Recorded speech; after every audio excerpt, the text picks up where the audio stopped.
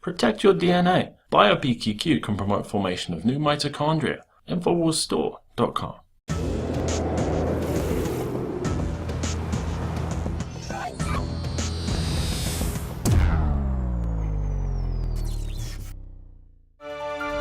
And welcome back.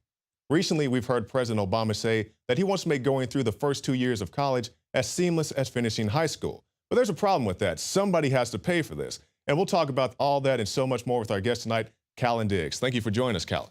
Thank you, Jakari, for having me. Okay, now you have a book here, Reaching the Finish Line, and it's my understanding that the book is coming out very soon. So tell us when the book is going to be released, where people can find it, and also what encouraged you to write the book. Absolutely. So the book right now is available in an ebook format. The official date for the paperback is May 5th this year. What inspired me to write the book, Jakari, is I've helped 2,000 people reach the finish line in their careers since the Great Recession. And a lot of people came from different situations. Some people lack the college degree, or they lack the high school diploma. Or some people, they graduated out of college, but they want to change the degree, but they didn't want to go back to school for it. So I wrote the book as a bridge to help people have direction, get them out of complacency, and help them reach the finish line. Right, and you're a young guy yourself. You're what, 28? I am, You're yes. the same age as me. So yeah. You get career advice from somebody who's actually in the field, and that's something I want to talk to you about. Okay, so I'll tell you a little bit about my experience. You know, I was working, or I was going to school in Oklahoma. I was about 16 hours away from my degree, and then, I sent some stuff into Infowars, and Alex actually gives me a job. That was my experience, but that doesn't happen for everybody. With the research you've done, what percentage of people actually get that dream job coming straight out of college?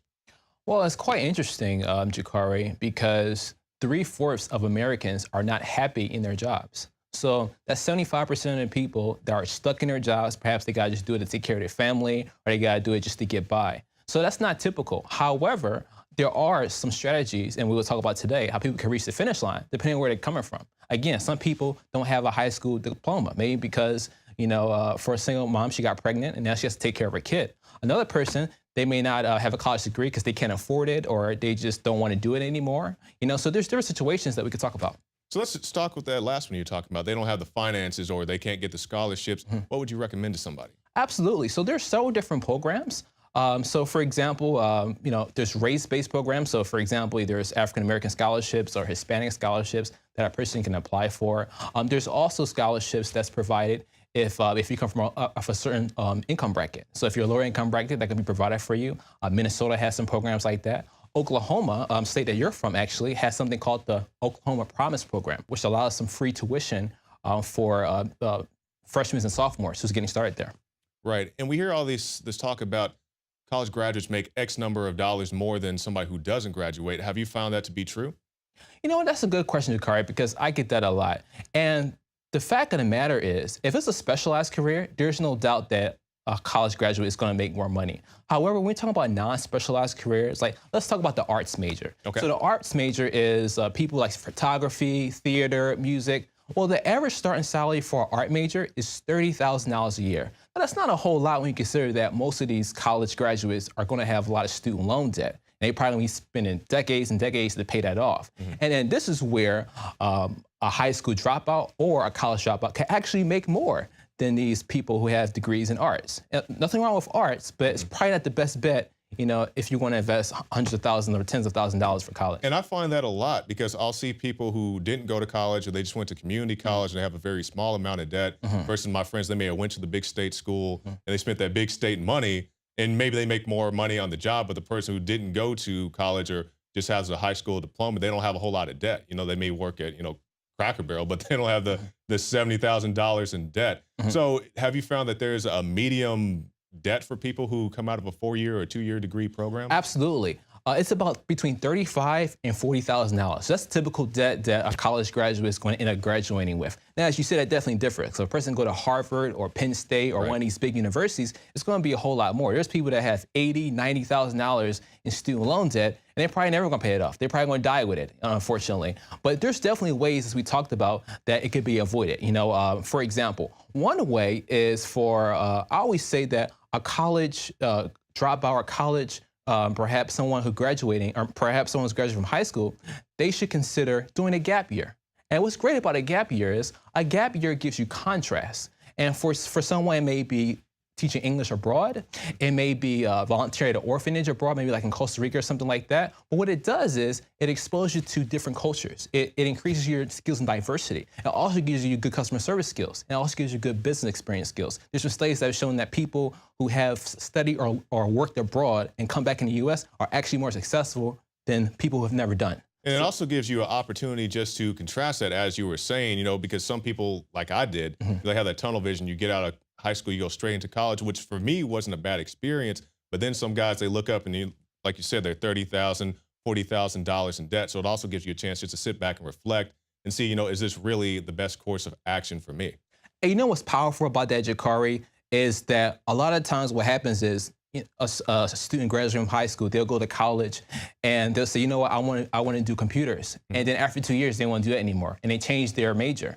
And now the trend is being that it actually takes 6 years to get your bachelor's as opposed to 4 years. Because a lot of times when high school graduates start college, they know what they want to do. So by doing that gap year, it allows them to be able to kind of get some contrast we talked about. It allows them to really exercise different options on what may be a best fit for them. You know, perhaps they can start with the first 2 years of general education courses. And then by their sophomore year, they'll be more decided in which way they want to go.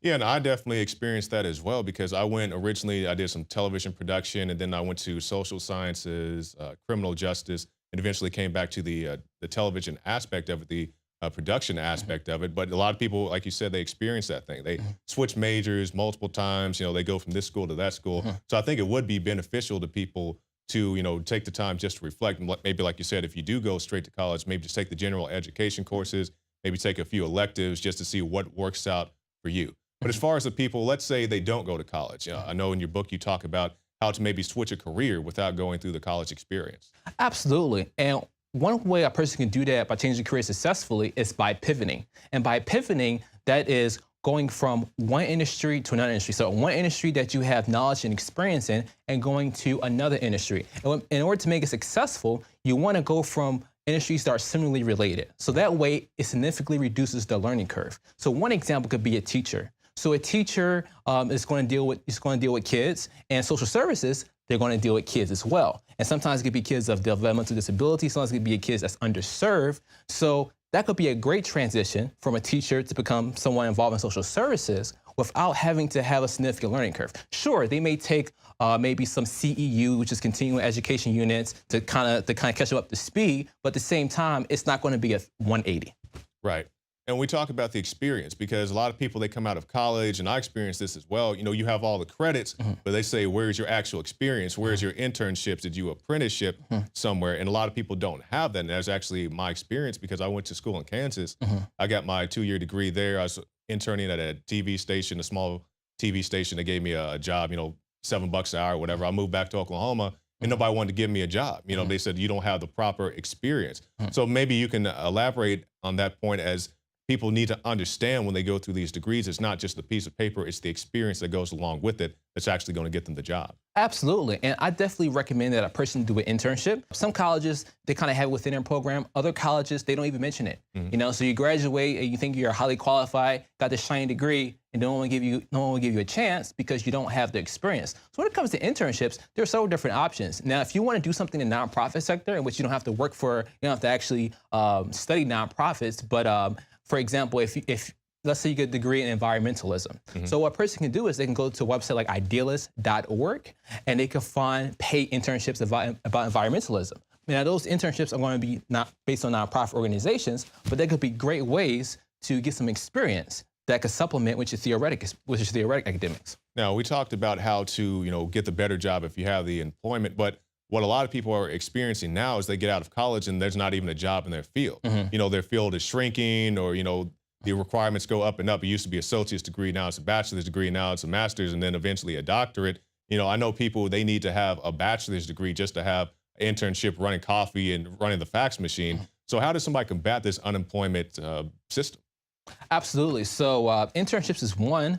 And what's funny is there's actually some paid internships that actually pay more than entry-level jobs. Google is an example. A lot of people are trying to always apply for Google internships because they're one of the most high paying, and they tend to pay more than a lot of entry-level jobs. So that's just one. Another one is volunteering. So if you're living with your parents and you really don't have no responsibility and you really have no bills, well, that could be a good option as well. You could volunteer for, let's say, a nonprofit organization for maybe about a summer, maybe several months to get that experience. And then by the end of that term, they may actually give you a position to work for their company. So that's another one.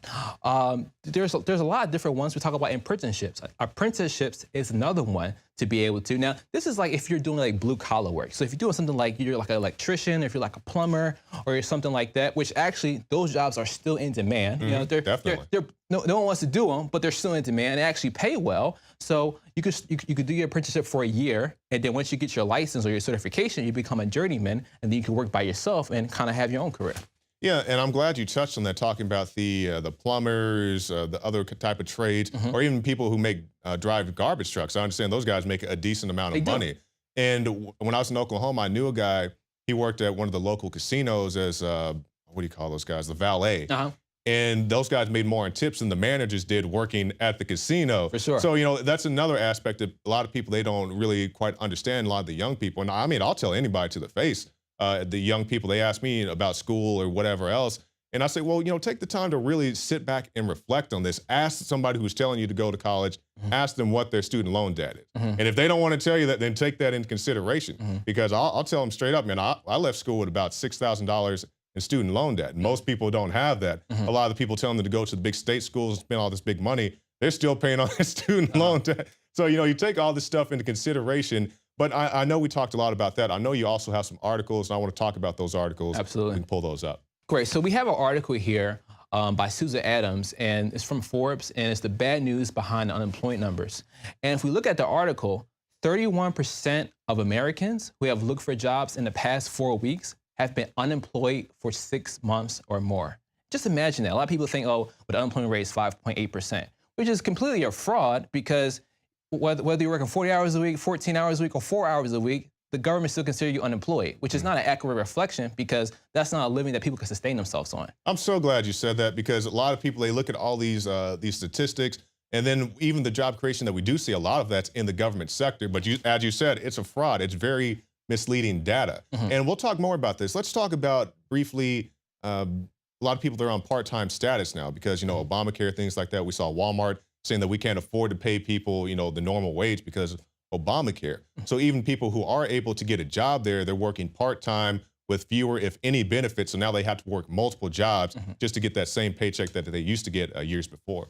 So that's a great point that you brought up, Jakari, because there's alternatives to unemployment. A person can be self-employed. So a lot of times people may get the hours cut back and have to be part-time. Well, there's one way a person can actually get multiple part-times and actually develop a full-time income. So one way is, for example, there's something called event promotions, and where a company like AT&T, they would need like a back-to-school campaign. And usually they don't execute these kind of campaigns. They'll hire a marketing firm to do the campaign. And usually what happens is a marketing firm is going to look for someone like you to do the campaign. So they subcontract that assignment for you to do it. And a lot of assignments pay anywhere between $16 to $25 an hour. Now, of course, you can't sustain your living off of one assignment, but if you get multiple assignments, that could be a very lucrative living. So that's one way to combat off getting laid off and going from full-time to part-time. You can find some of those event promotions, you know, gather those up, and I can help you out a little bit.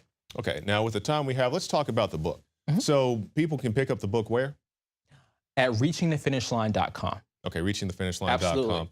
And if they also go to the website, they can also get my free white paper, save up to 75%, what the IRS doesn't want you to know. A lot of people are getting into small business, you know, but they end up paying, you know, we see how small business is getting hurt by Obamacare, a lot of these other laws. Well, there's a way that the IRS don't openly tell people about that people can actually save up to 75%. And that's something they get my free white paper at reachingthefinishline.com. Okay, so tell us, if somebody picked this book up, you know, do you suggest they read it from the beginning? But like, what's the most powerful chapter in here? For let's say, you know, the young person who's about to go to college, you know, they're 18, they just graduated, they're about to go to the community college. What chapter should they read? There's actually, Jakari, a chapter in there that talks about how to graduate with a bachelor's degree in 1 year. Now, we talked about how a lot of these college students end up graduating with a bachelor's degree in 6 years instead of 4 years because they keep changing their major. Well, you can actually do it in 1 year. And one way to do it in 1 year is do something called credit by examination. And basically what they are is, instead of spending 3 months or a whole semester in college, you could take a simple test. Basically, you could test out of these subjects. Oh. So you test out these subjects, you get a grade, and you go to the next subject. And if a person could basically take a bunch of tests, if they're a good test taker, they can basically get a bachelor's degree in 1 year. Now, those majors are not vast. They're quite limited. So it's going to be liberal arts, it's going to be business administration, criminal justice, things like that. But if a person just want a college degree, want to get it done and over with, it could be a very effective way in doing it. And as well, it's very affordable. Each test is about $85. So just take that $85 times whatever amount of courses, that's going to be a whole lot less than what you're going to pay for of a bachelor's degree. And Jakari, for your listeners, what I want to do is, if they send me an email at Kallen, which is Kallen, at reachingthefinishline.com, what I'm going to do is I'm going to give them a free copy of this ebook. Free copy, not the physical book, but I'll be happy to send you a copy of the free ebook of Reaching the Finish Line. You send me an email at Kallen at reachingthefinishline.com. But if you want the paperback, you can go to reachingthefinishline.com. All right, Kallen, thank you so much. Thank you for having me, Jakari. All right. Well, that's it for our show tonight. Be sure to stop by prisonplanet.tv and get a subscription. You can see the nightly news, the special reports, the rants, all that on prisonplanet.tv. I'm Jakari Jackson for the Infowars Nightly News, and we'll see you again tomorrow night.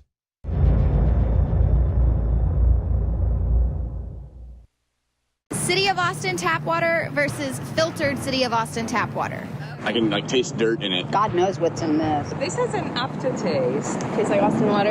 Yeah, it does. Ugh. These people just sampled City of Austin tap water straight from the faucet. Next, we had them try a sample of tap water filtered through the ProPure G2.0 filtration system. High quality H2O.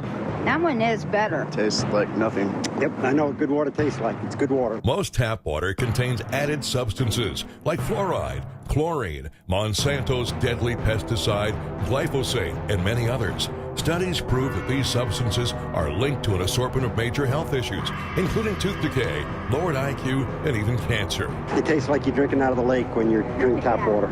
Yeah, it has that processed flavor to it. The ProPure G2.0 filtration system removes these deadly substances and many more, leaving only fresh-tasting, deliciously clean water. Okay, this is very tasty. It's good water. Refreshing. It's good. Go to InfoWarsStore.com today. Use promo code WATER and save 10% off your ProPure purchase. Again, that's InfoWarsStore.com or call 1-888-253-3139. You are watching the Infowars Nightly News, which airs 7 p.m. Central at InfoWarsNews.com. And your support is helping us defend liberty worldwide.